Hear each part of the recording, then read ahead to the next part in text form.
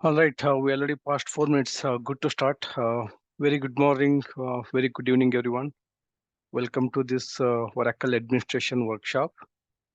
And as we all aware that today and tomorrow are going to be two demo classes, followed by next Monday onwards, we'll be starting our actual classes uh, for the Oracle Database Administration Workshop.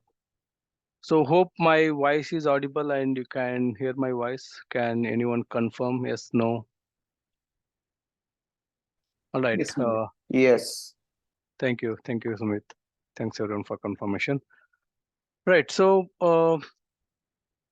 right now, today and tomorrow, as we plan for these two live demo sessions, you are all allowed to unmute yourself and ask any questions or queries as and when I'm explaining the some of the few topics and course curriculum, course content, and the course duration and what will be covered in this particular course. And you are all allowed to unmute and ask any of your question. And if you're unable to unmute, you can use this chat window here and post your questions. I'll be taking all those questions and I'll address all of them. Right. So very first thing, I'll start with the introduction about myself and followed by a course curriculum and followed by course duration and fee structure and followed by what are the prerequisites and then what will be covered in this particular course, and if there's any extra topics or any extra content need to be included, those will be discussed and followed by a few of the general topic related to a database administration concept. Today and tomorrow we're going to cover. So with that, I'll start with the introduction about me. I'm your instructor. I'll be conducting this course. There's no third person involved in this. And I'll be having around 15 years of IT experience. After my graduation, I started as a Oracle DBA, started as junior Oracle DBA, senior Oracle DBA, and then followed by infrastructure lead. And then, I worked on various organizations, starting with the e-commerce, insurance, finance sector, and then and then I worked as a infrastructure lead and also involved in many of the migration projects and a data center migration project, and also involved in data center build for one of the insurance sector. So that is my short description about what I did in this 15 years of experience. So one of the common questions or one of the common discussion among most of the DBAs are, is a DBA field going to be vanished in the future days? Is there any risk for the DBA field? That is a common discussion or topic everyone are scared about, right? So I'll tell you one thing about my experience. DBA field is evergreen. DBA field will never vanish in the future, and DBAs are pretty much needed for each and every organization.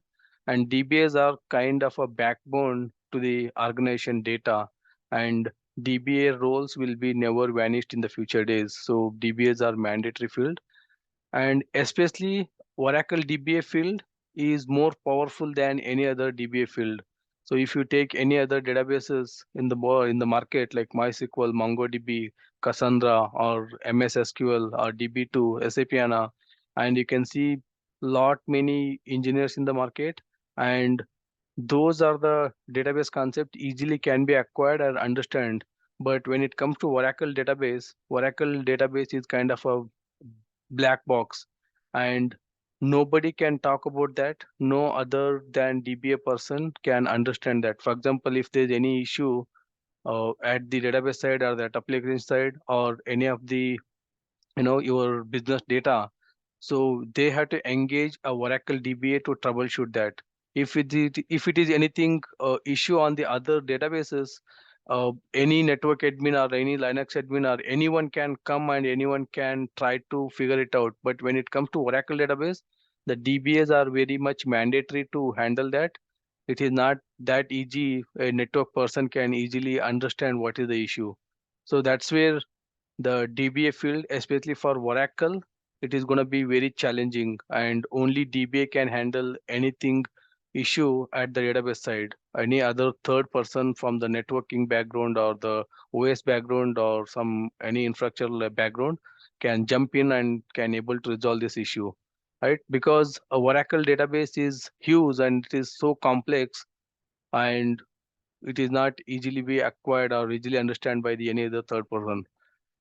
And then with that saying and with that understanding, so the learning as a Oracle database administration in a right path is a very much necessary things for most of the DBAs here.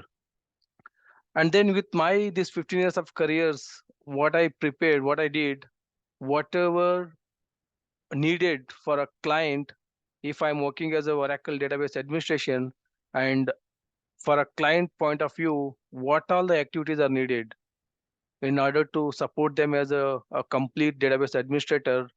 I have listed out all the topics, all the activities as a DBA, what is needed for a particular client to support their day in and day out activities. I formed this particular course based upon my 15 years of experience. And if you go and compare with any other institute or any other vendor with their course curriculum and my course curriculum, so my course curriculum is vast and then advanced, which covers each and every topic, right? So that is about me, where I came from the uh, early stage of my graduation and completely dedicated to work on this Oracle domain, and then I completely understood in and out of all the Oracle products, and then I was one of the Oracle expert in this particular database administration domain. And with that, is that a limitation in my career, like sticking to this Oracle product? That's not how it goes, because since I am passionate about Oracle field, I'm passionate about Oracle product. I have not limited myself to a database administrator. I worked as a Oracle rack administrator, Oracle data guard expert, Oracle golden gate expert, and also I worked on most of the Oracle engineering systems. As you all aware, Oracle engineering systems are powerful machines, and I worked on those machines like Oracle Exadata, Oracle Exalogic, Oracle Supercluster, Oracle ODA, and Oracle, Solarize. So all of these Oracle product, and with that only Oracle database and Oracle product, is that the only limitation to the database side? I have restricted my knowledge. No, I have not restricted my knowledge to database field. I have extended my knowledge to application side as well. I learned Oracle PeopleSoft, I learned Oracle EBS, I learned Oracle OBI. OBI is for Oracle Data Warehouse. Oracle EBS is for your general ledger and e-business suites, and Oracle PeopleSoft for your HR data management. I worked on those application side as a EBS App DBA, EBS OBI DBA, and EBS Oracle PeopleSoft DBA. So that is my other areas of expertise. Again, those all in the Oracle field, because I'm passionate about Oracle world and then I want to be very strong in this Oracle domain. So I explore myself to understand all most of their Oracle products, and I supported many of those clients, right? With that limitations, I am able to sustain in the market. Yes, of course, I am able to sustain in the market because I am not restricted myself to the limited knowledge of Oracle database or RAC database. I learned most of their engineering system and almost most of the running product, most of the enterprise product like Exadata, Supercluster, all of them are like my actual key skills and key strengths. And then with that, am I limited myself to only Oracle field? No, I learned other products like other database skills like IBM DB2 or MS SQL or MySQL or PostgreSQL. That is my other secondary database skills. So if any of the chance or any of the opportunities comes, I'll be the first person to grab and then understand that particular database concept and then move forward. Because once you understand as a database as a backup or database as a background skill, that's your strongest pillar. You can easily grasp and you can easily understand the other database skills or the other database knowledge with a short span of time. Right. With that, again, many other questions comes across. Uh, with the cloud is in booming, is our DBA jobs are in risk? And is there any opportunities for the DBAs since the cloud is going to be everywhere? Is this the time to DBAs to learn the cloud? Yes, for that, I can pretty much say cloud is going to be one of the future focus. And if you have the strongest knowledge in this Oracle field and this Oracle domain, and if you studied most of their Oracle enterprise products, as I said, like our database administration, RAC, Golden Gate, and EBS, OBI, Exadata, Supercluster, Exalogic. If you are strong enough here, that is not going to be enough in the market, because the cloud is going to be future focus. It is it is everyone responsibility, it is everyone has to acquire that cloud knowledge and then be in the top of the list in the market. If you are looking for any other new opportunities, if you are willing to change your project, and if you are willing to get a new opportunities within the organization or outside the organization, so it is our everyone responsibility to acquire the cloud knowledge and then be top of the market, and then you will be in the first list if there's any new opportunities. And again, having said that, the cloud is not gonna steal a DBA jobs. Cloud is not gonna lead to vanish our Oracle DBA jobs. Even though cloud is coming, the cloud is just a what you can say, the ease of your infrastructure management. So the cloud is basically to get rid of your operational cost and get rid of your infrastructure cost. So just to, instead of hosting your own data center, you're going to host your entire servers or your databases in the cloud. But coming back to that administration of those databases, the DBAs are like very much mandatory. And with the help of the cloud, you are going to do some jobs automation, but at the back end, DBAs are very much required for each and every organization uh, for the for the maintenance or for the management of those particular databases.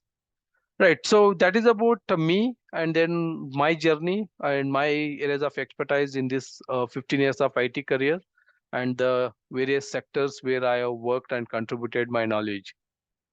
Right. So with that, I'll just move forward with the course curriculum, what is covered in this particular course, and then how this course, curriculum is structured, and then how we are going to proceed, how we are going to cover each and every topic of this particular database administration course. Right. This is the course curriculum link you can open, which is in my blog, malik034blogspot.com. You can go over there, or you can click on this announcement. That's going to take you to the upcoming batches. So if you can click on this link, that's going to take you to the same database registration, or you can go to the training section and click on this database course. That'll also going to take you to this course curriculum, or directly you can go ahead and then open this particular link, database course curriculum, in the browser. So once you open this course curriculum, this course curriculum has some keynotes. Go through those keynotes, and then I'll directly start with the course curriculum, because we are all here to learn this administration workshop. And then before enrolling for this particular course, it is your responsibility to go through that course curriculum, understand what is covered, what is not covered, and if there's any topic is missing or you are interested to cover in this particular course, feel free to ping me, or feel free to post your comment. I'm happy to take those particular sessions or include in this particular course. Right. So we'll start with the environment setup. We are going to set up our Linux server using a virtual box, because the lab setup is very much mandatory to practice. Without lab setup, we will not be able to practice, and we may end up with completing the course without the practice. And if you don't do hands-on practice, if you don't do any hands-on exercise, whatever you're gonna learn, you're gonna forget easily. So one of the strongest belief I have is do your practice as much as possible. Once you do a hands-on experience, once you do a hands-on lab exercise, you will never forget that particular concept. Even though if you forget it, one of the keyword, if it comes into your mind, you can easily recognize entire uh, the concept or entire question. So it is very much mandatory to do hands-on experience. Then only will your understanding become very strong, and then you will never forget the concept. So for that, we'll start with the setting up of our environment, where we'll set up the Linux server using a Oracle virtual box, and then we'll do some network understanding. We're going to assign some IPs and do some network basics. Once the Linux environment is ready, network setup is ready, and then we'll start with the actual our database installation. So this particular course is made up of a 19C database version, but we will be covering what is changes between 11G, between 12C and between 19C. These are like major releases. And since this particular course is mainly meant for 19C version, but still we'll be comparing with the previous version 11G, 12C, 19C, how that the difference features and installation looks like. We'll start with the downloading the software. We'll start with the installing that 19C database software and creating the databases with a manual method, creating databases using a GUI mode. What's the difference? How that can be achieved? We're gonna do that installation and configuration over there, right? Once the installation is done, once the setup is ready, and then we'll start with the exploring or start with the understanding the architecture, core fundamental of database or architecture of database. Very, very important concept. Chapter number 6 is my favorite, because as a DBA, if somebody asked you to explain about database architecture, even when you are sleeping, if somebody asked you to wake you up that, hey, can you explain me what is SGA, what is PGA, what is background process, what are the backend data files, what is control file, what is read log files, what is archive files, or can you brief me entire database architecture? As a DBA, even in our dream, we should be able to understand, we should be able to explain the database architecture, because that is going to be one of our strongest foundation. Once you understand, all your concepts are very much clear on the database architecture, remaining steps are nothing. It's just like administration. So our core understanding, core fundamental should be very strong. So it is everyone responsibilities. All the DBAs has to be remember each and every name, each and every concept, each and every component of our database architecture, starting with the instance, starting with the memory and background process, and starting with the all the backend data files, including all your SP file, password file, control file, read log files, data files, and temp file, undo file, everything. So all these keywords or names should be handy in your mouth and handy in your brain. If anyone asks about that, you should be able to flawlessly explain architecture part. Once you are fundamentally strong, and remaining steps are like just like administration, the user management, administration, storage management, anyone can do that one. But architecture or foundation should be very strong. So we're gonna compare with again 11G, 12C, 19C, and what are the differences. We're gonna cover all of them. And once the architecture part is done, so it's all about administration. How you're going to administrate that instance, database, backend data file, SGA, PGA, your SP file, password file, data files, read log files, archive log files, control file, temp file, undo file, and then how you're going to manage all of them. So once you're strong at architecture part, the administration is very simple. Right, and then followed by the storage management, your data blocks, segment, extent, and the relationships, how those are stored, how the database will be understand them logically as a DBA, how we will understand them physically, what's the relationship. We're gonna understand in depth about the storage concept of a database. That's gonna be like internal components of my database, right? And then followed by the ASM. Again, what is ASM? That is going to be one of the common questions, and why we need ASM. So ASM is basically, you just think it is a storage provider. If you don't have ASM, your pretty much your database is going to be reside on your local file system or NFS, SAN, NAS, or any of the storage vendor.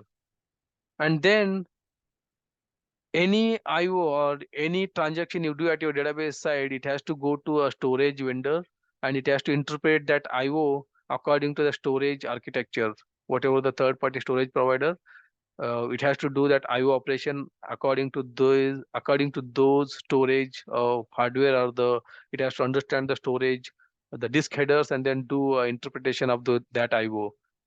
So if your database is residing under that kind of a third party hardware like SAN, NAS, or NFS or local storage, always there might be some IO bottleneck. Always your database will be having some IO performance.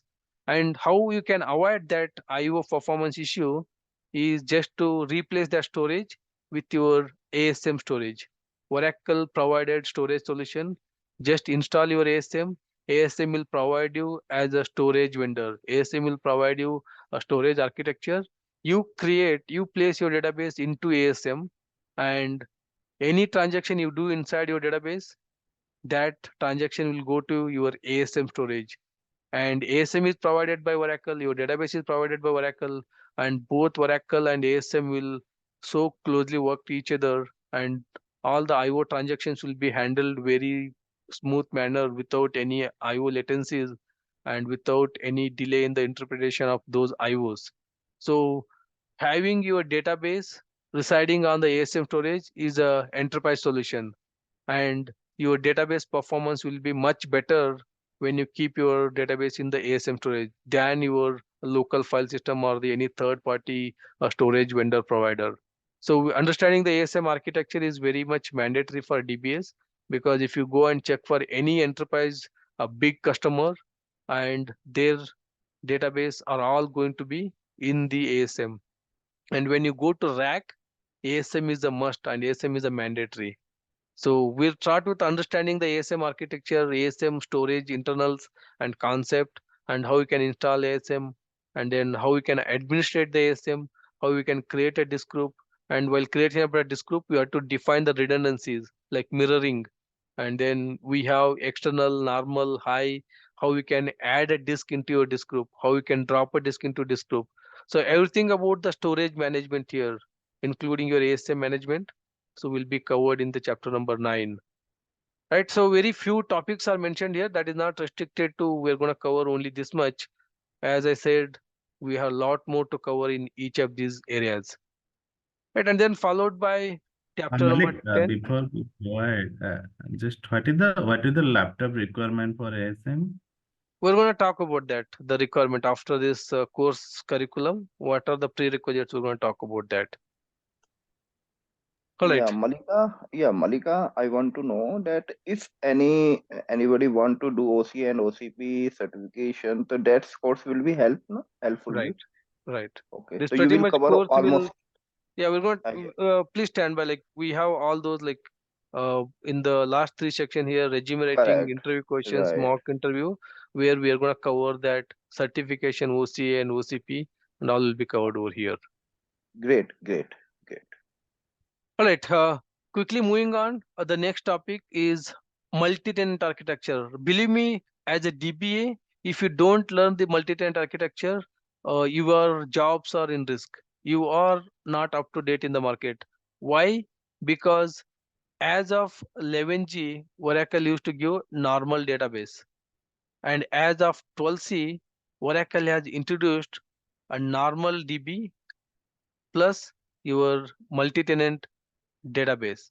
In 12C, they introduced this new concept as a multi-tenant database. In the 12C version, when you are trying to install the database, it will ask you whether you want to install your database as a normal database or whether you want to install your database as a multi-tenant database. And again, it is carried forward into 18C. Again, it has given 2 options. You want to create your database as a normal database, or you want to create your database as a multi-tenant database. Again, same thing Oracle has carried forwarded in 19C. You want to create your database as a normal database, or you want to create your database as a multi-tenant database. Right, so 12C, we came up with this new architecture. So far, whatever the architecture we'll understand in the chapter number 6 here, it's about the normal database architecture. That is there, that is available very long in 7i, 8i, 9i, 10G, 11G, 12C, 19C, 18C. The normal database architecture was a common. But in 12C, they introduced this multi-tenant architecture, and they give an option in 12C, 18C, 19C for a DBAs. While installation, you have to choose which architecture you want to install your database. But whereas starting with this 21C onwards, Oracle is not giving you option. The moment you install your database, the database is going to be multi-tenant architecture default. You don't have an option to create a normal database. So having said that, in 21C followed by your 23C, again multi-tenant architecture. What Oracle is focusing on, multi-tenant architecture is going to be future focused by Oracle, and as a DBA, learning and understanding of multi-tenant architecture, which includes your CDBs, PDBs, migration and cloning of your PDBs, and converting your non or normal database to a PDB or CDB, all those are very much important. For example, I am a customer, I have a 19C, I have a normal database. My business requirement is to upgrade my 19C database to 21C. Normal database, I cannot upgrade it to multi-tenant database, right? So there will be a lot of complexity and a lot of confusion here. How can I upgrade my 19C to 21C? Because in 19C, I have created my database as a normal, but in 21C, normal database is not supported. It's only multi-tenant database. So as a DBA, understanding of that CDB, PDB, multi-tenant architecture, it's very much important. So we'll be covering in and out how the CDB and PDB is, and how you're gonna connect to CDB, how you're gonna connect to PDB, how we're going to manage that storage and administration of users, memory, all those things at CDB level and PDB level will be covered in this chapter number 10. And followed by networking.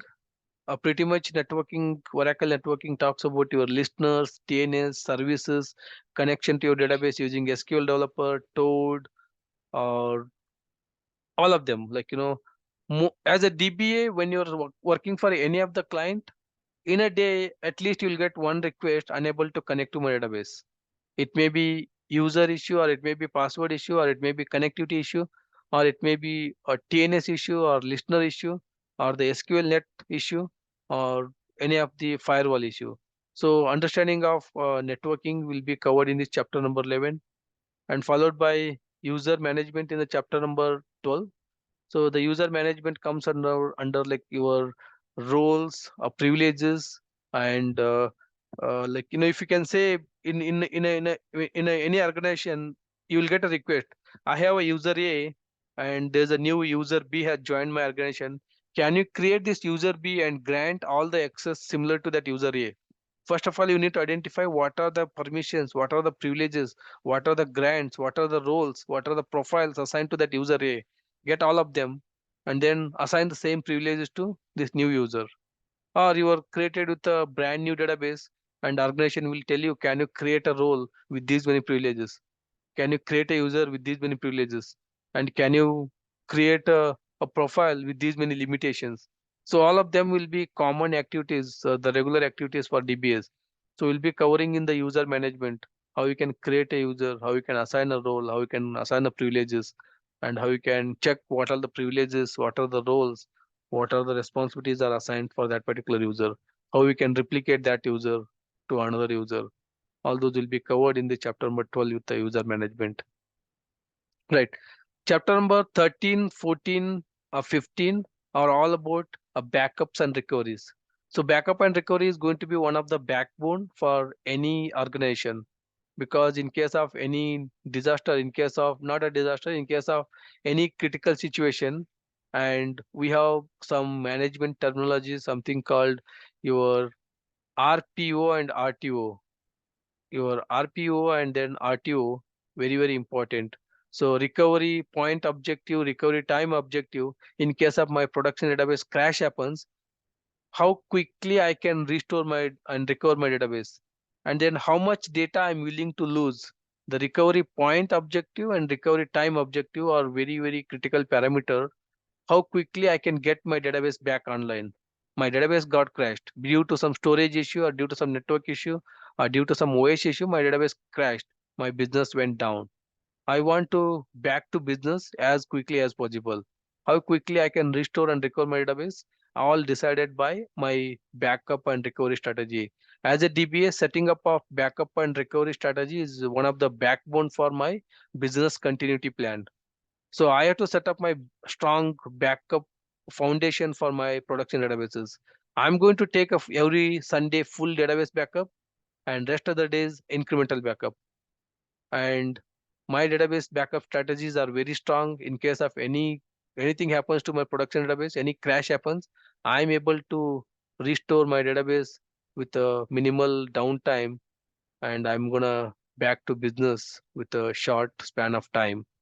So that is my RTO and RPO that has decided by how strong you have set up your backup strategy. So we'll understand what is logical backup, what is physical backup, what is RMAN backup, and what is level 0 backup, what is level 1 backup, what is full backup, what is incremental backup, what is differential backup, and what are the difference between the conventional, the olden days, we call it as a hot backup or the cold backup. What are those hot backup and cold backup? How those hot backup and cold backup differ when it comes to RMAN. And then in RMAN, we can take a full database backup or incremental backup and level 0, level 1. And then how you can write your RMAN script and then how you're going to schedule those RMAN script as a cron jobs. Because when I'm taking a backup, it's going to impact my database performance. I should not impact my business activity. I have to schedule these backups in the midnight where the very less transactions are very less business. And then how you can gonna write your RMAN script. Once you write your RMAN script, how you are gonna schedule them in a cron job. That will be covered end to end over here, right? And then in the chapter number 15 here, once you set up a backup, once you're able to do this backup strategy, how we are going to clone that? There's a requirement. Your developers will come. Can you take a latest production backup and then restore into my development? Your testing team will come. Can you take a latest production backup and restore into your my test server? So that is your RMAN cloning or RMAN duplicate. Again, we have various method here: RMAN active database duplicate, RMAN duplicate based upon the backup, and then RMAN cloning using the service name. There's so many concepts will be covered in this chapter number of 15. And then followed by chapter number 16 is patching. Believe me, this is going to be one of the vulnerability or one of the auditing activities in any of the enterprise organization. The patching is very much mandatory as Oracle releases every year 4 quarterly patches. Pretty much they are going to release the patch Jan, April, and July, and then October. So these are the 4 quarterly patches, the security patches, bug fixes, and the PSU patches, what Oracle will releases. It's a DBA responsibility to apply them on our database and keep our database vulnerability free and auditing compliance or security compliance. So we have to apply these patches on our databases on regular basis. And I think Oracle has released yesterday the Jan 2024 patch, right? That's a latest Correct. release from the Oracle side. So it is our DBA responsibility to apply all of these patches on Yeah, our databases yeah, and keep yeah. our database Malika, up to date. right now we are applying the October 2023 patches right now.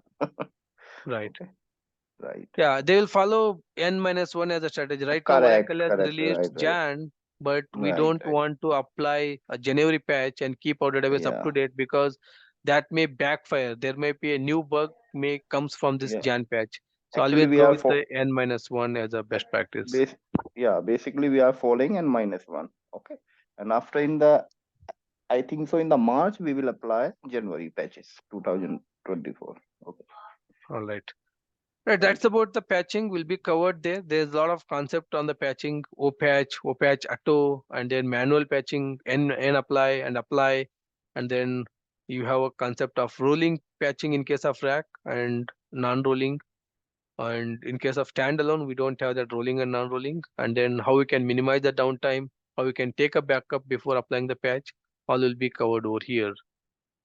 In the chapter number 17 will be of your database upgradation, the various method we have database upgradation. Right now, like any of the customer, right now 11G database is end of support. Oracle has no more support, no more bug fixes, no more patches, and any customer with 11G and they are at risk. any bugs or any issue comes on 11G, Oracle is not going to handle or not going to fix. It is your responsibility to upgrade your database to 12C. And then 12C, it is already in the extended support. And again, you have to pay some extra money to get that extended support. In case of your 12C database has any bugs or any issue comes, you're going to raise a case with Oracle support. And Oracle says you don't have extended support, you have to get extended support license in order to get this particular bug is fixed. And then your job is to upgrade your database to 19C and upgrade 19C. 19C is going to be supported till 2027 is regular support. After 2027, it has 3 year of or 4 year extended support. So this is the longest support by Oracle 19C. So with that, it is a DBA responsibility to upgrade their 11G database to 19C, upgrade their 12C database to 19C, keep database up to date. So the upgradation method will be discussed. There are a lot of manual methods, the GUI method, auto upgrade, and your Perl script, shell script. There are various technologies or various methods or the tools where you can do your database upgradation. What are the pre-checks? What are the post-checks? Once the upgradation done is how we can make sure that all your listeners, your TNS or your DB links, all are working fine, and all your object before the upgrade and after the upgrade all are valid, and my object counts are matching, application objects are matching. All those like comes under pre and post checks. And after the upgradation, there's a time zone upgradation. We have to make sure that the time zone is upgraded inside the database, and my database time zone is up to date. If we don't do that time zone upgradation inside database, we may end up with application incompatibility. So that is all will be covered in the chapter number 17 as part of the upgradation. And then coming to chapter number 18 is the data guard. One of the again backbone for my database, backbone for my business continuity plan. You have a production database, and your production database, let's say, which is placed in London data center, and then due to some uh, you know uh, natural disaster like earthquake or flood or fire, any of those various reasons, your entire London data center is crashed, entire database is crashed, entire servers are crashed, and your business is going to be down. And then again, you have to rebuild your entire data center. To build your data center, gonna take 3 months or may take 6 months. Is your business will be down for 6 months, right? Nobody is willing to do that one. How quickly I can back to business? How quickly I can run my business in case of any natural disaster happens at my primary data center? So for that primary database, we are going to set up a DR, a data guard in New York or Washington DC or some other uh, geographical region. In case of any natural disaster happens on my primary data center, and we have this standby database, and all the transactions will be replicating from my primary to standby. And once the disaster happens on my primary side, I can quickly open my standby database into read write mode, and my standby database become a new primary. That become a new primary, and then all my applications, all my end users will connect to this database, and they'll continue to run their transactions. Right? That is going to be one of your strongest business continuity plan to set up your data guard. And to set up your data guard, what are the prerequisites and what are the post requisites and what are the different type of standby database? There are 3 types of standby databases, and there are 3 modes of your standby databases of the physical standby, logical standby, snapshot standby, 3 types of your standby databases. And out of that standby databases, there are 3 modes of your standby databases: maximum performance, maximum availability, and maximum protection. And how I can do that setup, how I can do configuration. And is that enough once I do a setup? No, that's not enough. Once the standby is built, once the data guard is built, make sure that all the transactions, whatever happening on primer side, all the transactions has to apply on my standby side. And then my standby has to always in sync with my production database.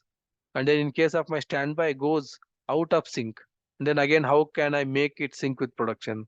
What are the reason why my standby goes out of sync, right? And then in case of my standby crash happens, how quickly I can build my standby using my production backup. So all those will be discussed and covered in this data guard architecture. Right.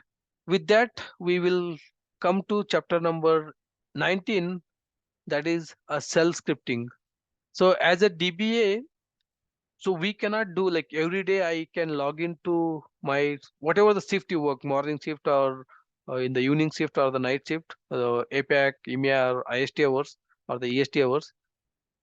So the moment you log into your shift, and we have some basic checks, right? Like all the database are running or not, all the listener is running or not, my database has enough storage or not, all my table space, all my users, all my connectivities are all happening or not. That is our basic check, right? So in order to do those checks every day, pretty much that will take around 1 hour, 1.5 hour. Are you gonna waste your 1.5 hour by doing the same checks again and again every day? No, right? That is your productive time. You don't want to waste your time by doing the regular activity on day by day. So how can I make those as automation? So write your own shell script to monitor your instance, to monitor your listener, monitor your storage, monitor your ASM, monitor your table space usage, permissions, privileges, and write those small shell script and schedule them in a cron job. The moment you log into your shift, just run that one single script. They're going to give you entire report. Just read that entire report, make sure that everything is looks good, and then you can use that 1.5 hour rather than doing those running those command and wasting your time. Use that 1.5 hour for any productive activity. So as a DBA, understanding and learning the shell script and writing some basic shell script automation is very important, and scheduling them through a cron job is very important, which will give you a productive time rather than wasting your time on a regular daily checks. You or do all of them in automation. That will be understand in the cell scripting chapter number 19. We'll understand some of the basic cell scripting, how we can write it, and then how we can automate some of the basic monitoring activities. Whatever day-to-day activities you can do them as a automation task. Right, so after that, we'll start with the export and import. That is your logical object like tables, schemas, table space, and your database. How you can import, how you can export them and import into your production database. Let's say one of the example here, why we need this export and import. Let's say I have this production database, and my production database is just say it's a 50 terabyte. And in this production database, we have this business table. We have one business table which has 1 million record. And this 50 terabyte backup you restored into your development database here. This is your dev, and this is your prod. Right, in the development database, let's say some one of the junior DBA, whatever this business table was there, and then he dropped it, he deleted it. And then once the business table is deleted in your development database, or let's take it as example, testing database. One of the critical table, business table, is dropped. And then your development activity will be stopped here. Your testing activity will be stopped here because that's a critical table that is very much needed. So what you're going to do? This development is stopped, your testing is stopped. So you have to drop your entire development database. You have to drop your entire testing database, and you have to take your production database backup and then restore it to your development and restore into your testing system. That is the ideal way. But assuming your database is a 50 terabyte, taking a backup is going to take around 10 hours. And then copying that backup into development server take another 5 hours. And then restoring that 50 terabyte into development take another 10 hours. Almost you're going to waste the entire one day. Right? So how can I avoid? How can I take only that business table backup and restore into my development database? Right? You can use this export and import. Just do an export of a certain table, certain schemas, or certain table space from one database to other database, and then you can quickly unblock that development activities or the testing activities. And Malika, we have some of the another feature.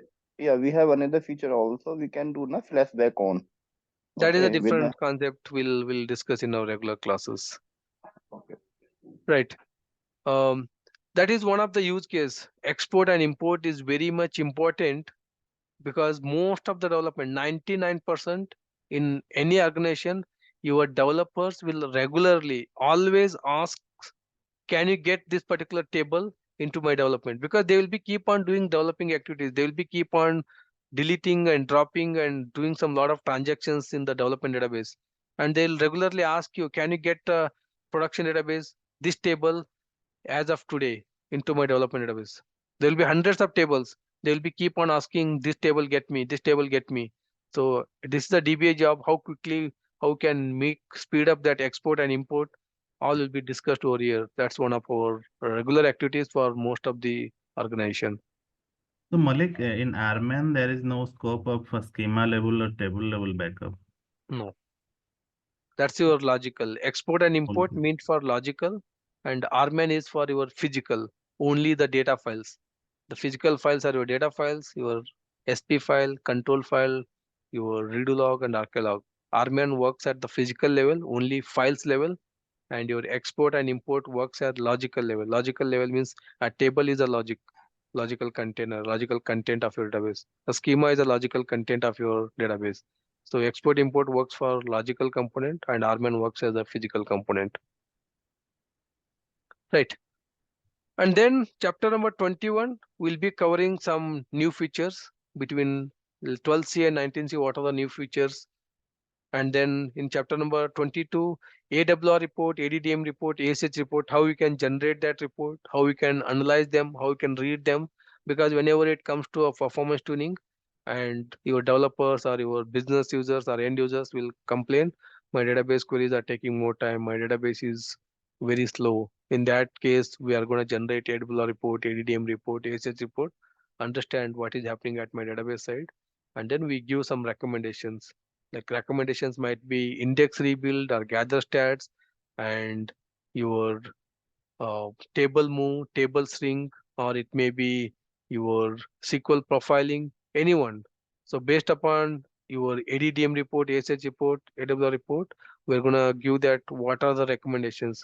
Your database does not have any recommended patch, your index are become invalid, your tables are in stale state, do a gather stats, your table has a lot of fragmentation, do a table move or table shrink, or there may be a lot of chained blocks or row chaining is happening on your database. Go ahead and then do a rebuild. All of them, like based upon our AWR report or ADDM report, we're going to generate. We're going to give Yeah, some recommendations. yeah, Right. Malika, I have one question. Where we use the SQL profiling? SQL profile. SQL profiling. Again, we Yeah. will never do a SQL profiling. We have a strategy first. You have to go with whether your index is proper, and after that you have to Okay. go with the stats, whether your Hey, stats are up which to date.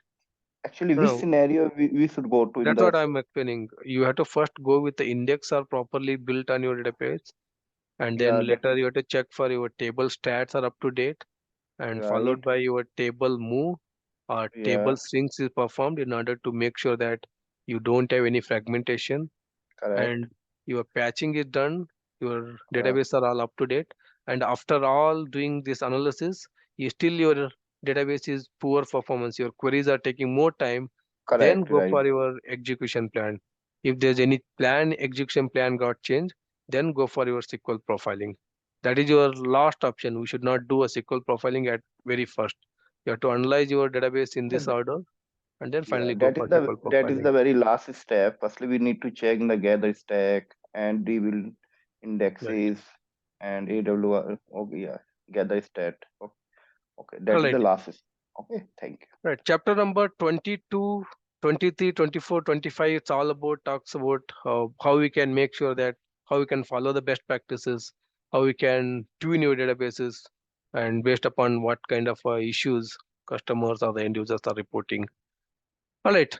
So with that, so whatever covered here till chapter number 25, it's all based upon my experience, whatever this 15 years of experience in IT industry. And as a DBA, what is needed for a client will be customized and prepared this course. And in the chapter number 26, 27, 28, it's very, very important because we are all here to learn this new course and then use this new course or new this database administration workshop to get the new opportunities, to get the new opportunities, whatever available in the market or within the same organization. So for that, we are going to cover about resume writing and cover letter preparation. I'll go through my own cover letter and I'll go through my own resume, and I'll brief it. What are the tips or what are the main sections or content, how we are going to write your resume and cover letter, so that somebody from the talent department or HR team looks at your resume and they're going to shortlist your resume at the first place. So we're going to cover some of the important sections. I'm going to brief over my own resume and cover letter, because most of the DBAs we don't know what is cover letter. It is important to send a cover letter along with the resume, so that your chances of getting shortlisting any of the new opportunities for the new openings will be very high by writing your strong resume and cover letter and sending them to your new opportunities. So I'll go through my own resume and cover letter, and then we'll provide some hints or the tips how you can write your resume. And followed by chapter number 27 is about interview questions and answers. It's just like a brief overview we're going to give here. Each and every topic, whatever we'll be covering, along with the topics, we'll be explaining what are the expected interview questions and all every day. But at the end of the course, will be covered with the uh, list of all the questions and answers placed in one single place, and then we'll brief all of them. Yeah, And followed by, once Malika, I again, had. followed by in the chapter number 18, there's a mock interview is like, it is subjected to everyone interest, like if you are uh, planning for the job role change, new opportunities, or changing your job. So there's a mock interview I'll be conducting. You just register by your own, and then I'll be conducting a one-to-one mock interview. We already conducted more than 300 plus, all my old students we conducted mock interview one-to-one. And then if this is kind of a real-time interview. Before you appear for any client interview, you just do this mock interview exercise with me. So I'll be like asking question as if you're feeling this is a real-time one-to-one discussion, one-to-one interview with any new client. In case of if you are unable to answer the questions, or if you are able to, if you're making any mistake, I'll be taking a note of them, and then at the end of the mock interview I'll be giving a suggestion or the tips how you could have handled that situation. If I ask some question you are unable to answer, those are the situations how you could have handled better, and what are the mistakes you're doing it throughout that like around 30 to 45 minutes interview. And then I'll be giving you all those suggestions at the end of this interview. Again, this is not the mandatory things. It is subjected to one. Like if you're interested, you can go for this. Otherwise, it's not a mandatory, or it's not a required one for everyone. It is all your own interest. Right. So any questions on the course curriculum so far? I know there are some other questions in my past student as well. Like, can you cover some OEM? Can you cover some Golden Gate? Can you cover some data guard? Uh, Not data guard, like OEM or some Exadata or some Golden Gate, all those things, right? Like those are not part of this course. Of course, we will not be able to cover them here, because in order to do set up Golden Gate, that itself will take 2 days. Or in order to set up OEM, that itself will take 2 days. And in order to set up your Exadata, it is not possible at all. So those are the concept. So those are totally out of this DBA course. Those are like advanced course or advanced topics. So those will not be covered over here. But apart from this, if anyone interested in taking any of the extra topics, for example, let's say Oracle Wallet and Oracle auditing, right? If you are interested, so we'll be taken them as an extra topic at the end of the course. Like if anyone interested, okay, I want to understand Oracle Wallet concept, how it looks, and Oracle TD, transparent data encryption, how it looks. Those are like advanced topics, not part of this database course. But if many of the students are interested, then I'll take them as a extra topic at the end of the course. But again, this is totally out of this course curriculum what we planned. All right. There are a few questions. Let's quickly have a gone through them. The very first thing is Sir, we can use Oracle database or MySQL server or it's any only other. Oracle database. Okay. It is course duration. We're going to cover what is the course duration. SQL tuning, yeah, will be covered SQL tuning. And TD, yes, we can cover TD at the end of this course. All right, let's go Malika, back. I want to know that you will share some script that script we can run on the database, and actually Yes, that script you have made. Okay. you can do that. Okay. Thank you. All right, Malik, so Malik, anything related to GRC and CCG is covered here? no. Right, yeah, there will be a lot of other topics as well. As I said, right, it is everyone interested. Like if one person might be interested in auditing, one person might be interested in TDE, one person might be interested in OEM, one person might be interested in Golden Gate. Like, we'll not be able to cover all of them. It's all like mutual understanding or agreement in our class. We'll take a voting who are all interested on particular topic, one or two topic. We'll take them as an extra topic at the end of the course. Right? Yeah, that will be out of this syllabus, and probably we'll take it as extra class. Okay. This course will be for 30 days or 35 days? 35 days. We're gonna cover that one now here in a minute. Give me a second. Okay. Right. As I said, this is a demo session today and tomorrow, and followed by actual Monday is the one will be like actual course we're going to start. Let's quickly get my calendar over here.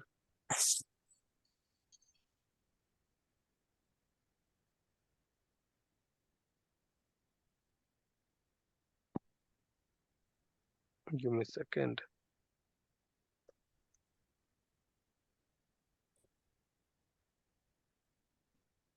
All right. Yeah.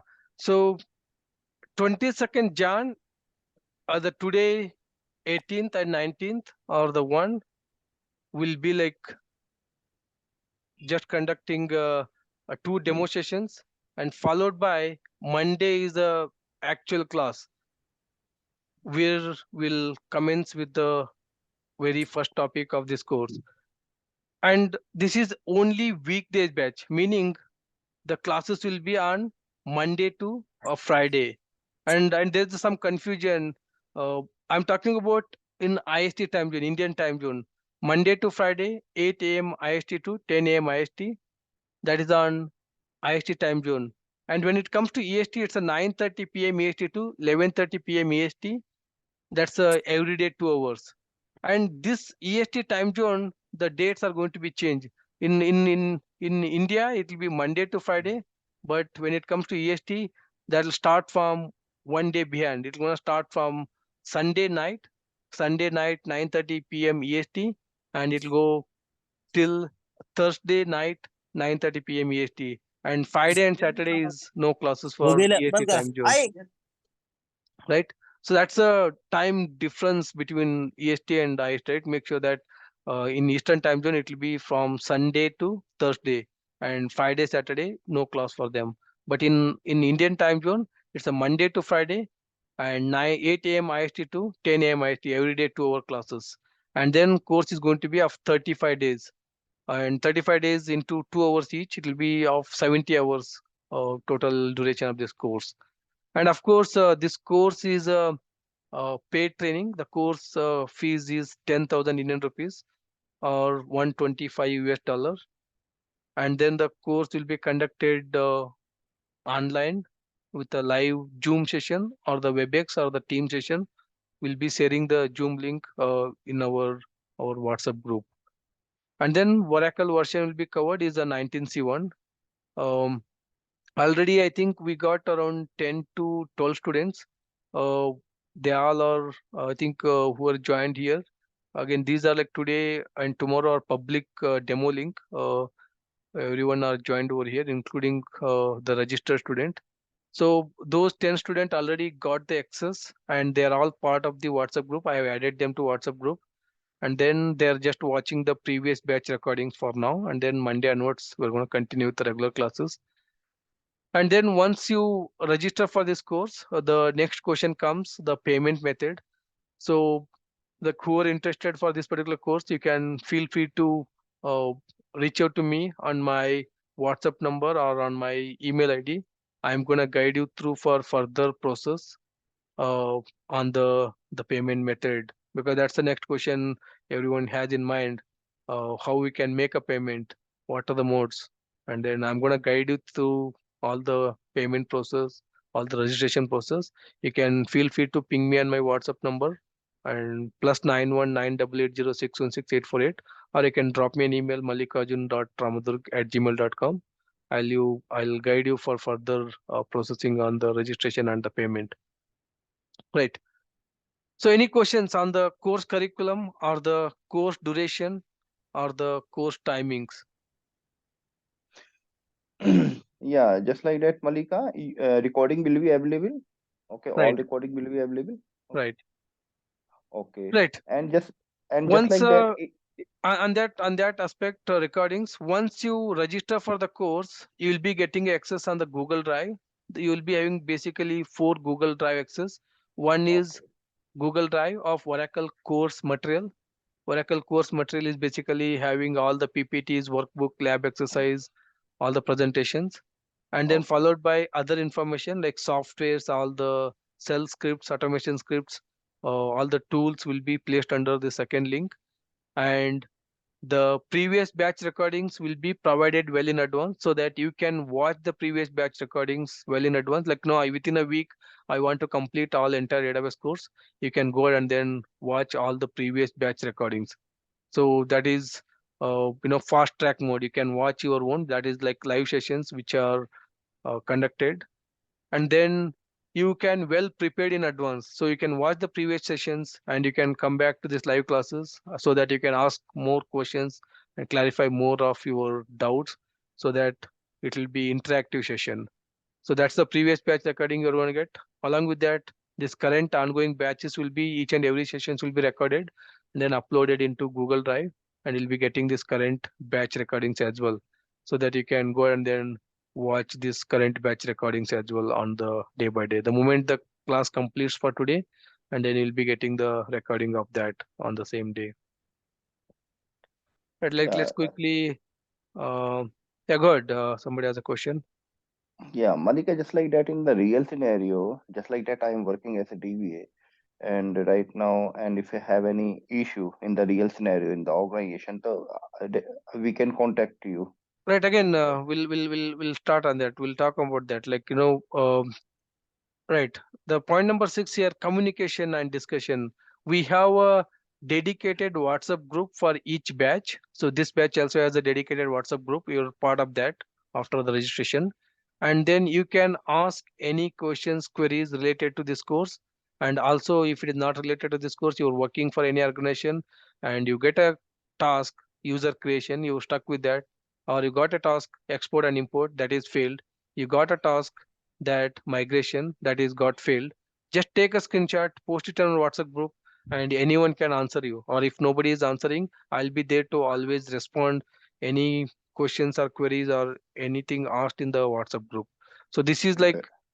one of the dedicated WhatsApp group only for the registered student. You can post any questions or queries related to this course or related to your work environment, will be there to answer. And Very coming good. back to this Google Drive, these are like lifetime accessible material.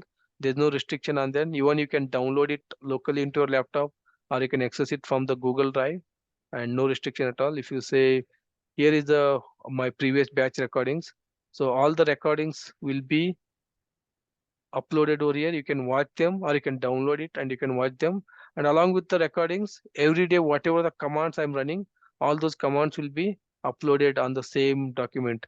When you're watching the recordings, you can just refer this, copy paste the command, and then you can practice it your own. So both are like available along with the recordings, all the notepad, the commands, whatever I'm executing will be uploaded.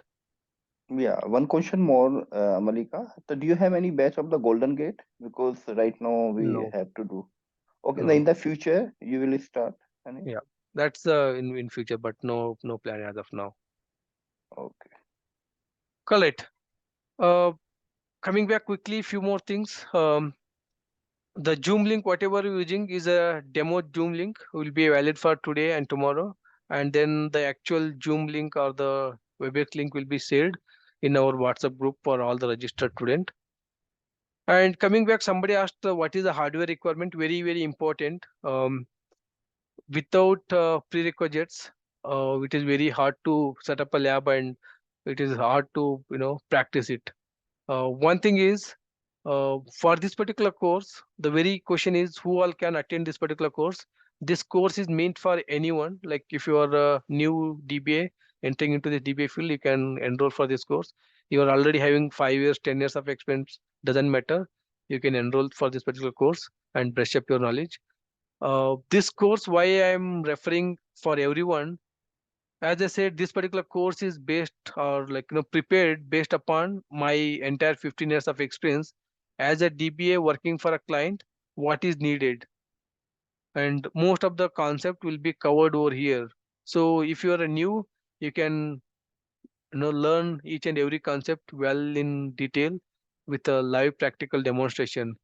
And if you are already experienced person, it's a good platform for you to brush up your knowledge and recollect all your old learnings in a deep understanding, because we'll be covering each and every topic in depth with a real time example with a live demonstration on the lab.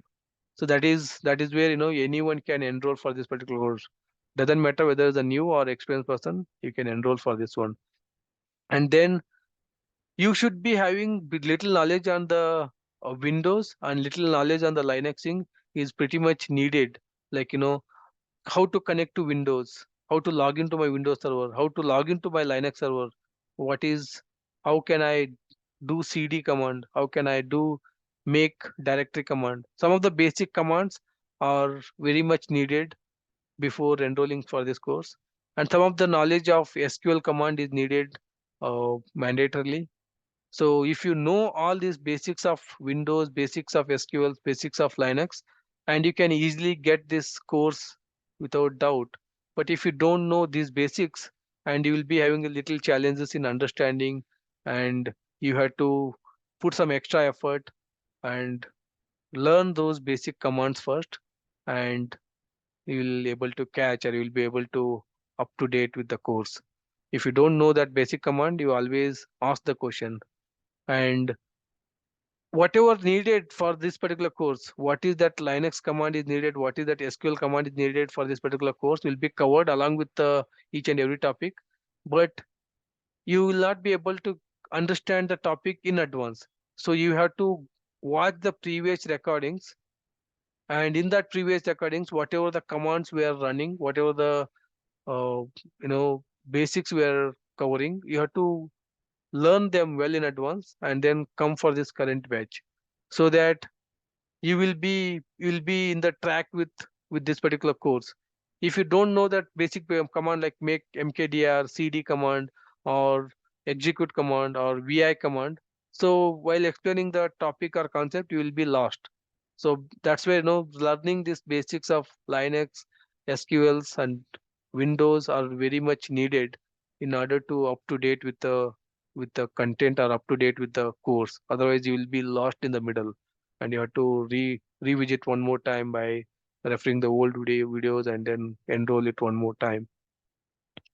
Right, that is a prerequisites what you need to learn it. And coming back to that hardware, so we should have minimum 10 GB RAM in the laptop. If you don't have a 10 GB RAM, like if you have 6 GB RAM or 8 GB RAM, so your labs or the VMs will be very slow. You will not be able to practice faster manner. Your VMs will be very slow. One command you type and you have to wait. So that's going to be tedious job. So you should have minimum 10 GB RAM, then only you will be able to set up your labs and the VMs. And you should have minimum 100 GB SSD hard disk, so that your VMs will work as if for real-time servers. So that is one of the prerequisite, 10 GB RAM and 100 GB SSD hard disk, so that you can do your own installation, your own setup, all the labs on your own desktop or whatever the laptop you're using Oracle VirtualBox, will be setting up of these labs. So minimum of 10 GB RAM and 100 GB hard disk are pretty much mandatory to do a lab setup. If you don't have it, and you may end up with not doing a hands-on experience, you will be just end up with listening whatever I'm teaching or whatever I'm covering. As I said, until you don't do your hands-on experience, you will not be able to understand the concept in depth. So that is one of the main criteria or main prerequisites for this particular course. Right. So any questions so far on the prerequisites or the course curriculum. With 10 GB RAM, that ASM with that CDB and PDB, Yes, with 10 is that GB, you something? will be able to do all the ASM, all the CDBs, PDBs, multi-tenant architecture, standalone. Everything will be possible with the 10 GB. Hi Mali, this is Bala here. So I watch your previous videos. I tried to install Oracle Virtual Box and all the stuff, but I couldn't able to connect to Putty. Could you please help me on that? Yeah, so again, it will be covered as part of this one. So you might be missing your basic networking. That's where the course comes into picture. So you have to first set up your environment and you have to set up your networking first. Once you do these two steps properly, and you should be able to connect through Putty or connect to Mobile Extreme, or you can connect with any remote terminal connections. It should work. Yeah, will be covered in depth once we continue with this course. We're going to cover all of the networking concepts.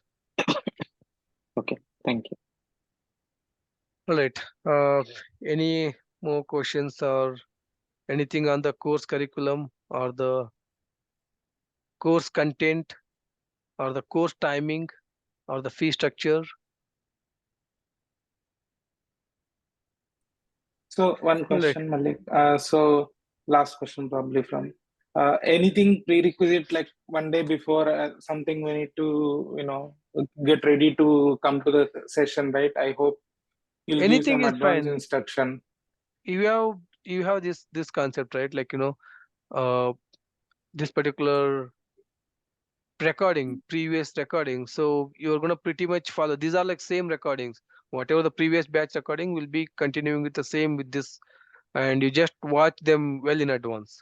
Like for example, if I get this course here, these are like demo session 1, demo session 2, and this is the installation, and this is the networking. You just watch them in advance, and we'll have 35 days sessions here. And if you watch them, you will be ready, and then you can come for the sessions and make it as an interactive, productive session. Okay, so the recommendation from your side is before we come, let's say for day 2, we watch previous day 2 recording and come. It is not only no, it's not only previous day, right? Like you can within a week you can watch all of those sessions. Okay, It's so you're like saying how if you watch quickly. once previous DBA recordings, then that will help for the current class to be on the speed. Right. Okay, sure. All right. Thank you. And Malik, So, there means Google Drive for DBA and RAC course is different. Right. Oh, if someone is doing after this DBA course, RAC course, is there any discount or something like that? Yeah, that we can discuss one-to-one. You can probably ping me on my WhatsApp number. I'll talk to you. I can ping my WhatsApp number or email ID in the chat. You can connect with me one-to-one. Malli, Rambab here. Yeah. Can I get any monitoring tools like OEM and all? OEM is a licensed one. You have to get a software from Oracle and then install it. Just not like I'm providing. No, Right. I want to some tips on that, how to do that. Yeah, so that is all can will you be do- covered, right? Like, part of this WhatsApp group, you can ask any questions or any queries not related to this course. Even you can ask anything like, your work related environment. You may getting a task to migrate to OCI cloud. You can ask any questions. There will be a lot of experts and then anyone can answer to your questions. And you may ask like, can I get any automation script to monitor my instance? Anyone has, like, they can respond you back. If not, then I'll respond you back. I can provide whatever I have it. And SQL tuning, do you have any? SQL tuning. SQL, like, Yeah. there is a separate course altogether. If you talk about performance tuning, that's altogether a separate course. It is not just one area you can tune it. You have to tune your memory, you have to tune your storage, you have to tune your database, you have to tune your SGA, PGA, and you have to tune your queries, and you have to run your ADDM report, AWR report, your ASHM report, and also you have to understand where is the bottleneck, where is the contention, is a table stats or the schema stats, or the indexes are invisible or indexes are invalid, or your tables are fragmented and Yeah, your tables are having the row chaining or row migration. or your execution Correct. plan is not correct. It is not one Yeah, area, like there are a lot of yeah, areas. Malika, what is the index stale?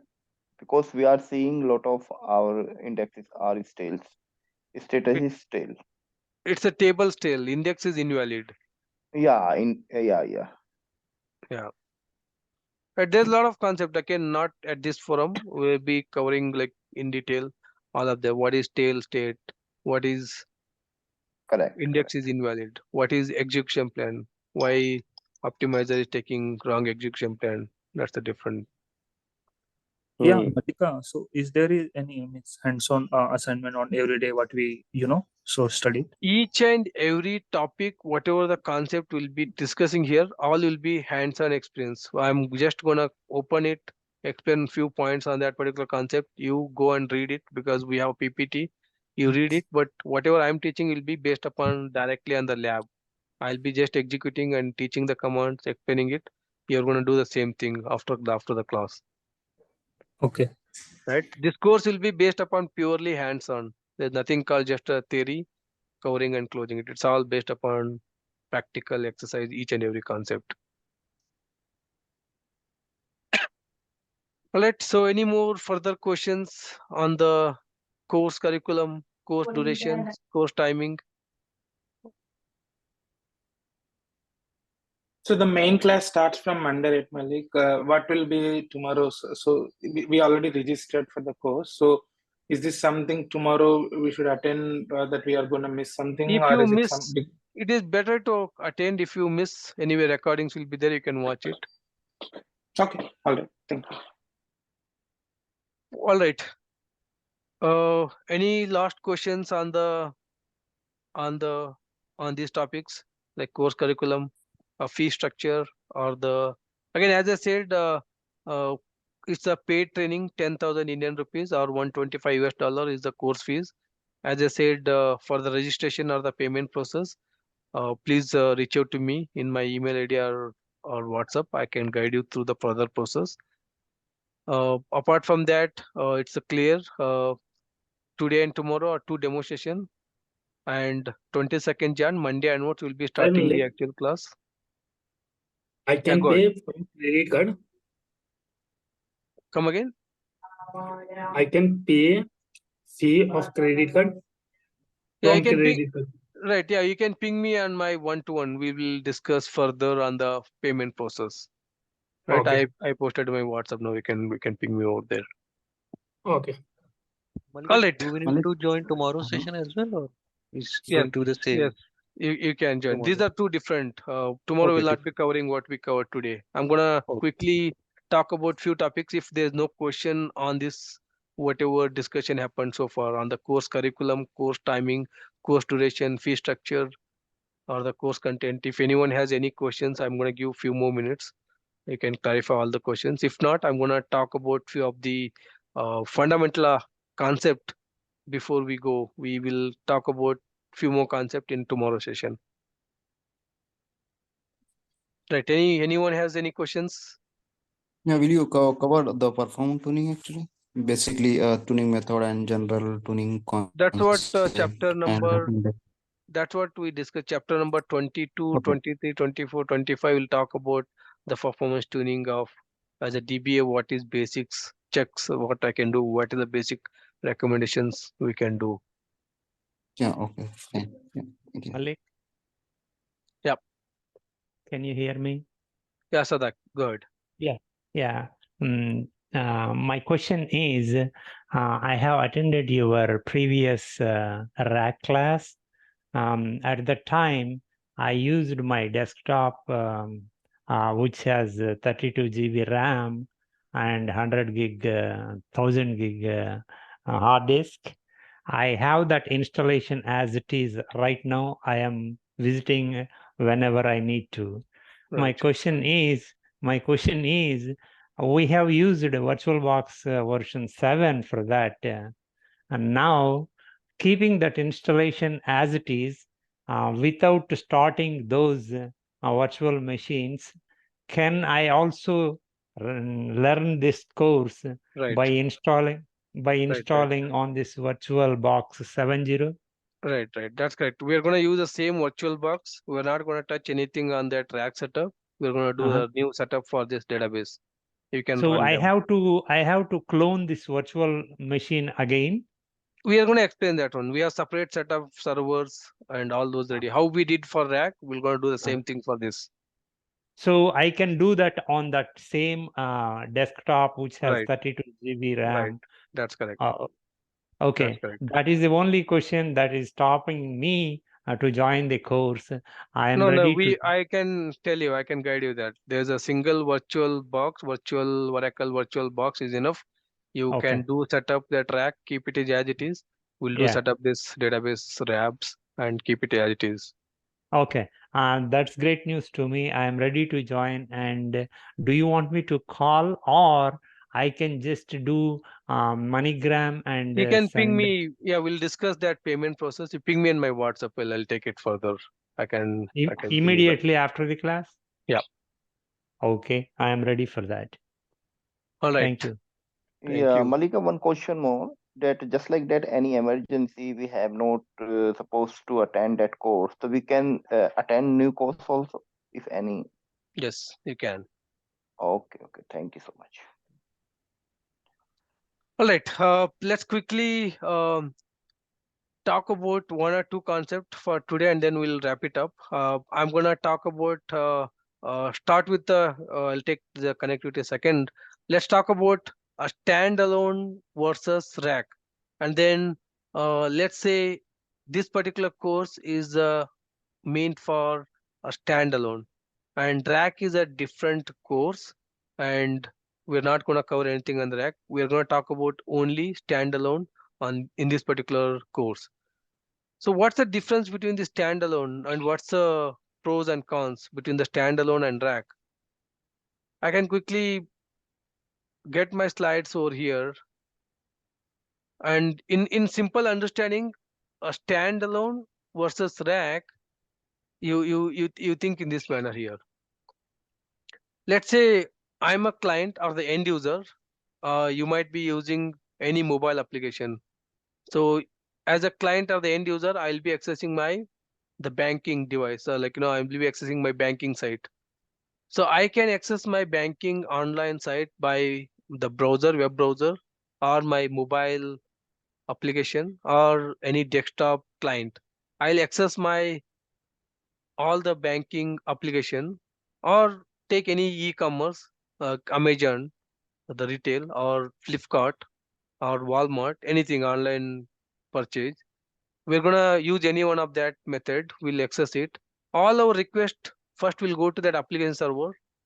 And again, there's a different terminologies you can call it as whatever this front end, the devices, we call it as the front end or the client or the web or mobile or presentation layer. There's a different terminology they'll call it. All our request will go to first the middleware or the middle tier or the app server or the web server or Apache or Tomcat. That is the application servers. All this go to application server. From the application server, the connections will go to our backend.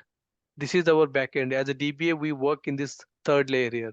This is a front layer, middle layer, and the back layer or the third layer here. That's where we DBA work here. And this is our a Linux server. Let's say this is our Linux server. And in this Linux server, we have this database instance. And I will talk about what is instance. That's part of our database course. We'll talk about instance. We are running this instance, and that instance is connected to my database. Right. So again, what is database? What is instance? We'll discuss in our regular classes. And then this backend, we call it the backend tier, a database tier, a data management tier, or the third layer. Anything you can call it as. We DBA work on this backend layer here. And we have this Linux server, and in that Linux server we have this instance running, and that instance has a database. That's pretty much a standalone database looks like. So if I can show it on my lab, if I can go to any one of my Linux server, let's say I'll go to one of this Linux server here. This is my one of the Linux server. And then in that Linux server, I have this instance. This instance is nothing but here if I do ps-ef grep, again, what is this command? We're gonna get smon status, and we have this DevDB as an instance. In my lab, in my server, Oracle Lab 1 is a Linux server. It may be anything, your RHEL, Oracle Linux, Ubuntu, SUSE, AIX, anything. We have this Linux server. In that Linux server, we have this instance called DevDB, and then that has a database. So most of the times your instance name and database name are pretty much same in case of standalone database. So again, go back to that PPT. We have this instance and that instance and database running under this Linux server. And if I check for that one, right now I checked my instance using this smon command. I have this a DevDB database instance running, and then that database will be under user own app, Oracle Data, DevDB, and then data files. So this is my database. All the data files, whatever stored, and that's your DevDB database. And that database is accessed by my DevDB instance. Again, as I said, you can keep your instance name different and you can keep your database name different. That's all supported. But in standalone, both your database name and instance name are pretty much same. So that is your standalone database, right? And then any application connection from URL will go to the same database. Any application connection from mobile will go to the same database. Any application connection from the desktop will go to same database. In order to access this database, all connection has to go to your instance. And there is a risk here. What is that risk? If my instance goes down, if my Linux server goes down, and my database is not accessible, right? That is one of the challenge with the standalone database, right? So challenges are, so your instance goes down, your server, that is Linux server where your instance is running, right? So your instance goes down, your Linux server goes down, your entire database is down. Nobody can access your database. So that is one of the challenges. That is called unavailability of your database, your business unavailability. So how we can avoid this one? We can avoid by using HA, high availability. And then that high availability will be provided by RAC. Oracle Real Application Cluster will provide you high availability. What that meaning? The same concept here. I have my mobile application connecting through URL or connecting through mobile device or client. All the connection will go to my application server. From the application server, the connection will go to the Linux server 1, Linux server 2, Linux server 3, 3 Linux server. I have this instance 1, instance 2, and instance 3. I have multiple instances running here.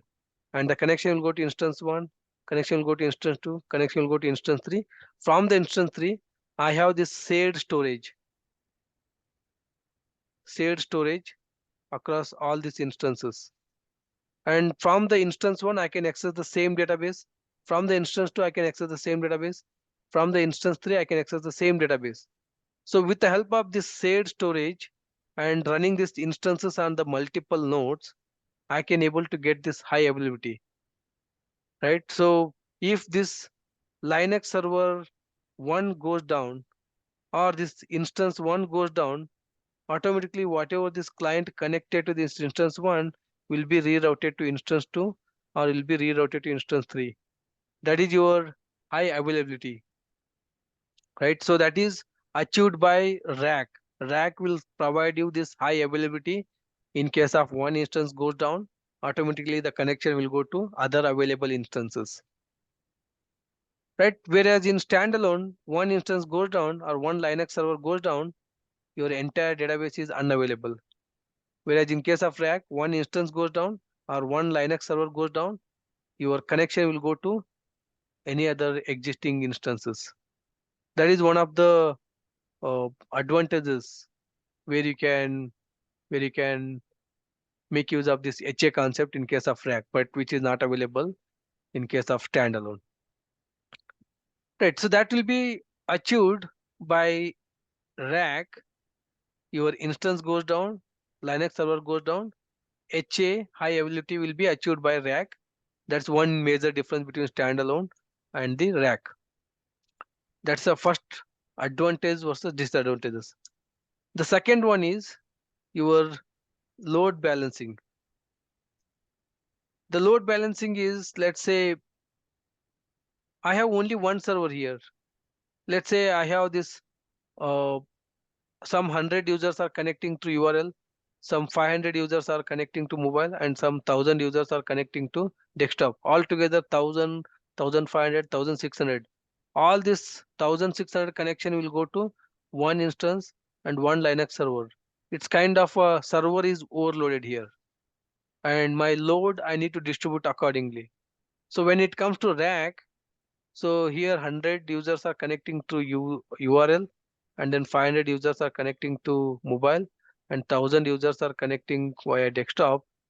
And altogether this 1600 users, Oracle internally have concept called scan, right? The scan has an intelligent mechanism to distribute. Okay, out of this 1600, let's go ahead and then move 530 connections over here, 530 connections over here, and then 530 connections over here. So that is a scan built-in functionality in rack. Distribute your load across all the server. Your server will be never be overloaded with the client connection. All the servers will be equally balanced. The load will be automatically balanced with the help of scan. You don't need to have the third-party load balancing device to manage the connections or manage the load in case of rack. Right, so that is your other advantages in case of rack. Load balancing, the standalone will not support any load balancing, but rack, you have that load balancing concept where your load is distributed by scan internal mechanism. Right, that is one of the major difference between the standalone and rack. And in this particular course, we'll not be covering anything on the rack. We'll be covering all is about a standalone. Right. In standalone, let's say in standalone, we talked about in the course explanation, I explained about two things. One is about this ASM. One is about this ASM architecture, and one is without ASM architecture. As I said just now, ASM is a storage provider. So Oracle is always recommend to go with the ASM. So what happened in case of standalone? The two concepts will come into picture. Okay, right now here I can say one standalone server, one more standalone server, and then here it is a file system.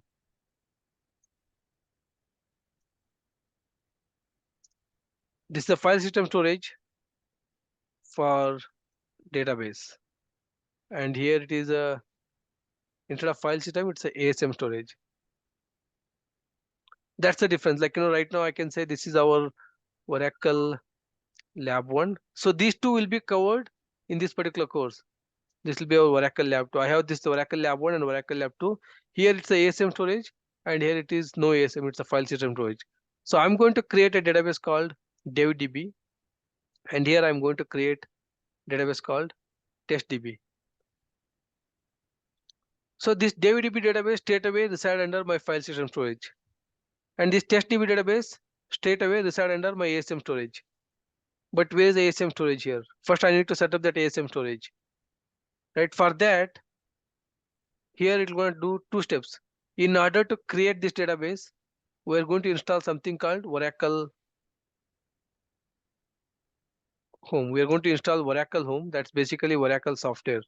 We're going to install Oracle Home. After that Oracle Home, we're going to create a database called DevDB. So the first step, in order to set up this Oracle Lab 1, we're going to install Oracle home, and then second step, create DevDB database. So 2 steps here. In the lab 1, in order to set up this lab 1 DevDB database, first I need to install Oracle home, well, that's Oracle software, followed by I'm going to create a DevDB database, and then this DevDB database is reside in file system. Right, whereas in the lab 2, what happens? The same steps, install your Oracle home and create your database.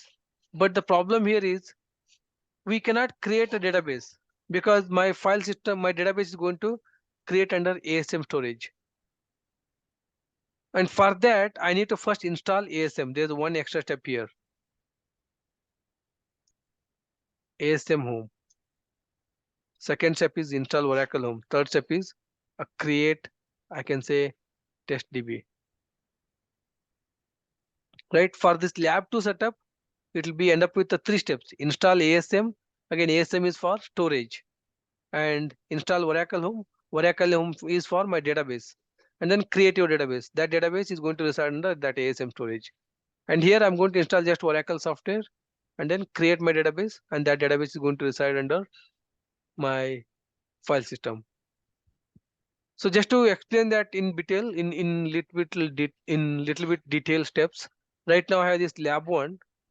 If I do a ps-f grep smon, I can see DevDB here in this Oracle lab 1. And I have only DevDB. It means this DevDB database residing under my file system. If I go to this lab 2 here, and if I do ps-f grep smon, I can see plus ASM followed by my testDB. So the moment I run this command, I can understand, okay, I have a test database which is running under this ASM. The moment you see ASM, that means your database 99% might be running under that ASM storage. That's one difference. Here you can identify whether your database is running under ASM or whether your database is running under file system. And the second thing, make sure that where the database is running, ASM or file system, connect to the database and then verify it. How can I connect that one? So the moment I do ps-f grep smon, it gave me DevDB as an instance. The owner is Oracle. So I need to log into that Oracle user. su switch user, Oracle. I logged into Oracle user now. I need to run something called .varinv. The moment I say dot space varinv, it will ask what is your SID. SID I want to connect is my DevDB. And then I can use something called SQL plus /s sysdba, which will connect to your SQL command line for that DevDB database. And I can query select name from $, database, which says a DevDB is my database. Select instance underscore name from $, instance. Again, these are the commands. Once you continue this database course, you'll understand what are these commands, how we can use it. Select instance name from $, instance, which is going to give you instance name is DevDB and the database name is DevDB, and this database is residing under file system because there is no ASM here. How can I check where is that file system? I can run this query, select name from $, data file. If I run this $, data file, that's going to give me where is that file system, where these files are located in the file system. And these are the file system: U01 backup, system data file, U01 app, Oracle, Varadata, DevDB, and this is my file system where all the files are located. And what are these files? We'll discuss in our regular classes: system, sysocs, undo, user, temp. All these files will be discussed in our regular classes. But this is my local file system. Whatever starts with this slash, that indicates database is running under local file system without ASM. And this is a normal database, what we discussed here. Oracle Lab 1 DevDB, which is running under local file system. Right. Let's quickly go to Lab 2 and understand. Right. In the Lab 2 ps-f grep smon, I have this ASM and this test database. Okay, this is the test database which is running under this ASM. I can, the moment I run this command, I can confirm, okay, this database running under this ASM storage, not a file system storage, right? So again, same thing, test DB, the owner is Oracle, log into that Oracle, SU, switch user to Oracle and run the same command .orinv and set your environmental variable and connect to database. Right, once you connect, same select instance underscore name from $, instance. Test DB is the instance name. As I said, most of the 99% test database, the instance name and database name are remain same. Select name from $, database. Right, and then give me once again.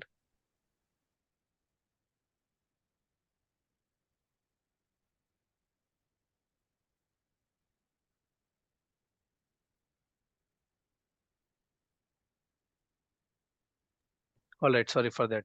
Okay, select name from $, database. Again, that's giving me test DB as the name of the database. Now verify where are these data files. Right now in the lab one, all the data files are stored under local file system storage, and I'm going to run the same command. Select name from $, data file on this lab 2. All the data file, same system, sysocs, undo users, all are coming from a plus data as a storage. Anything start with this plus, that indicates storage is ASM. Anything start with this slash, that indicates storage is local file system. So I can exit from this SQL command prompt and I can go to this particular location here, up to this location, that's a file system OS storage. Do ls, all the files are available over here. And but whereas here on the lab 2, this is a plus data. If I exit and if I can copy this path, I cannot go here because this is not the OS storage, this is the ASM storage.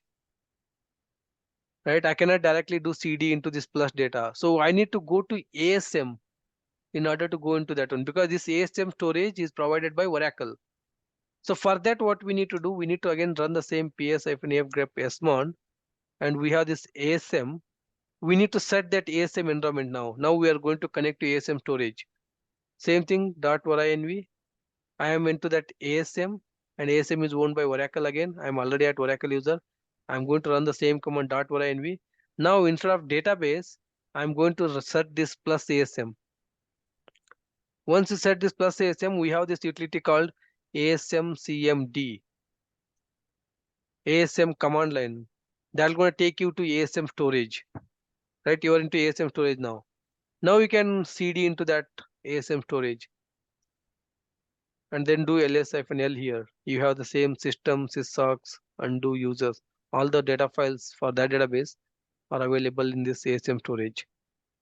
So as I said, ASM is one of the best recommendation for your database to run, because the database database and ASM can easily work together because both the products are provided by Oracle. Both will understand each other, and then your IO request will be handled very faster. But whereas here, your database is running under OS file system, your IO request, any read and write, it has to interpret your OS disk IOs, and then it has to go back to client. There will be some bottleneck. Right? That is one of the major difference. Your faster performance with ASM and without ASM. In standalone, one is with ASM and other one is without ASM. So with ASM, one thing is with ASM, faster performance. That is one advantages. And what else? What other advantages?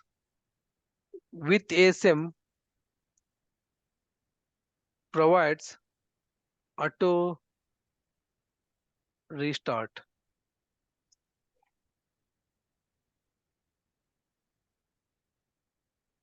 right? With ASM provides auto restart capability. What is that auto restart capability? Just to demonstrate that auto restart capability, let's say ps-f grep smon, I have this DB instance running under this Oracle Lab 1. So let's say your server restarted, or instance crashed. Let's say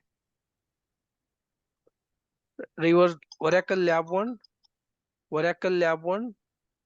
the server crashed, or this instance here, DB instance crashed. If anything happens, your instance is down, your server is down, your database will be, nobody can access to your database. Your server goes down or instance goes down, nobody can access. For example, I can demonstrate, I can crash this instance by killing this process. Kill -9, the process is killed. The moment process is killed, if anyone try to connect to the DB database using the same command SQL plus DBA, it says connected to idle instance. It means instance is not running. If I run those commands, it will never work. Right? So your database, your instance is down. And manually you have to start that one. Right now that whatever the instance you killed, it never comes online. Right? Whereas in this lab 2, you have this ASM. You have this ASM and you have this testDB database. And right now, if I kill this instance, kill -9, the instance is gone. The testDB instance is gone. But in a few seconds, your testDB instance will be back online. Your ASM has that restart capability. Internally, it will want to restart your database instance. Right? You can see here, testDB is back online.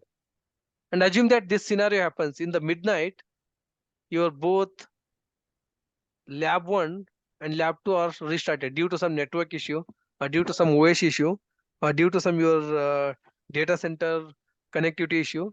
Your both the servers are restarted in the midnight. And as a DBA, I need to get up in the midnight and then I need to start this database manually.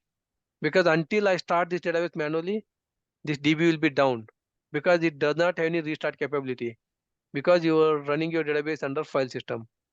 Whereas in this lab 2, I no need to worry because internally ASM will bring my database back online. But that's what happened here. I killed my instance here. Right? I killed my kill -9. This instance I killed, and that instance went down. And in a few seconds, my ASM has brought it online. Whereas in this lab 1, it never come online. I need to manually bring that database online. Until that, it will be down. I can do, again, this is a startup command we'll discuss in our regular classes, how we can do this startup, shutdown, and other stuffs. But that is one advantages.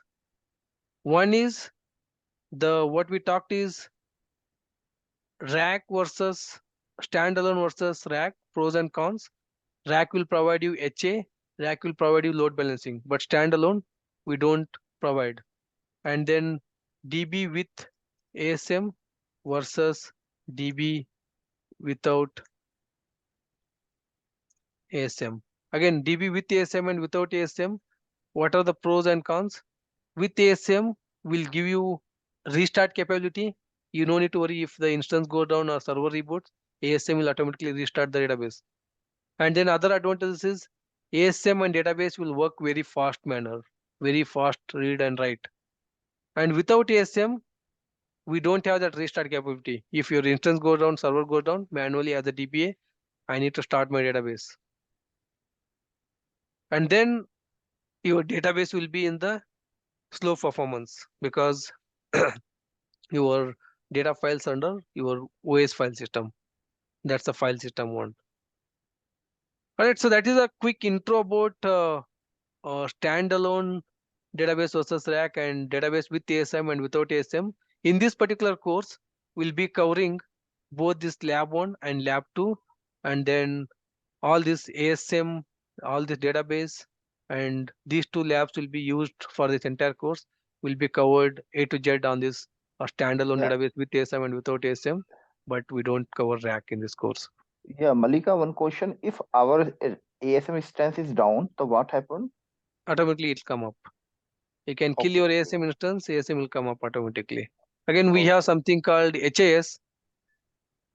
HAS will take Okay. care of that. Oracle High Availability Service. We'll discuss in our regular classes. Okay, in the case if our ASM instance is down, so what about in the database instance? They will also down that time. Down, yes. That's correct. Malik. So one question, Malik. So I know there might be, see, if ASM is doing better, right, in terms of performance or in terms of auto restart capability and many more advantages. So Right. what is the reason that will not choose ASM? We can always go with ASM, right? Does any cost involved with ASM versus non-ASM? No. Okay. There's no So cost involved. what is the real-time scenario you might have seen, even though we have advantages with ASM, that we go with non-ASM? 99% the customers in the market are all with ASM. Okay. Only legacy customer who are not willing to, they will be stay with the file system. So ASM is something that came later, introduced by Oracle. So whoever is with non-ASM, they are still with non-ASM, but Right. otherwise everyone is with ASM as we Right. speak. And If then it's the latest again, implementation. yeah, that is one reason. And other thing is, again, there will be some extra cost, the licensing cost. You have to bear with that. You have to get a extra licensing cost from Oracle. So that's get what that I one. was thinking, because like Yeah. compared to No, standard that and is not much enterpriseization. difference. No, that's not much Okay. difference, but that is Okay. affordable compared with your database or the OS file system. Editions. Yeah, Okay, got it. yeah, Malika, I think so. One advantage also the ASM, because in the admin part, administrator part, you can add very easily data files, temp files, undo files. You don't give the location. You don't need to give the location. Okay. Yeah. All right. So, any more questions? I want to stop it for today because we're going to continue tomorrow with the further topics like database connectivity, the listeners, TNS, and the installation type and the CID files. We're going to continue it tomorrow. But for now, anyone has any questions or queries, can bear few Malik. more minutes. Malik. Yeah. On lab 1, can you show me the file varatab file on etc folder on lab 1? Yeah. Here's the DVDB. So yeah, my question is, what is the significance of this n at the end? It doesn't matter whether you put N or S. You read through this one, what they say. If you put S, it is supported with auto restart, and if you put N, it will not support for your auto restart. So yeah. that is not support. Your standalone, you will not have that auto restart feature. You have to write up your own script and then use this N or S. Oh, so there is no point putting Y and thinking it would restart. Right. So this N and Y needed only for, there's something called bin db start and db shut. So we have something called db start and db shut. This is a script provided by Oracle. If I do sh db shut, it cannot shut down, or if I do sh db shutdown, it cannot shut down. So in order to do this db start and db shutdown, right now here I did startup, I have connected to my database and I did a startup. Instead of that, I can directly do this db start. Automatically my database will get start. So in order to use this db start and db shut, I need to make this as a S. Oh, only for this purpose. Only some automation, some scripting purpose, you need to make it as a S. Otherwise, you no need to do that one. That's no use at all. So this db start and db shut will be in the bin directory. Right. Okay, thank you very much. Right. All right. So let's wrap it up for today. Let's connect tomorrow in further discussion on these basic concepts. We'll see how it goes. Thanks, everyone. Thank you, sir.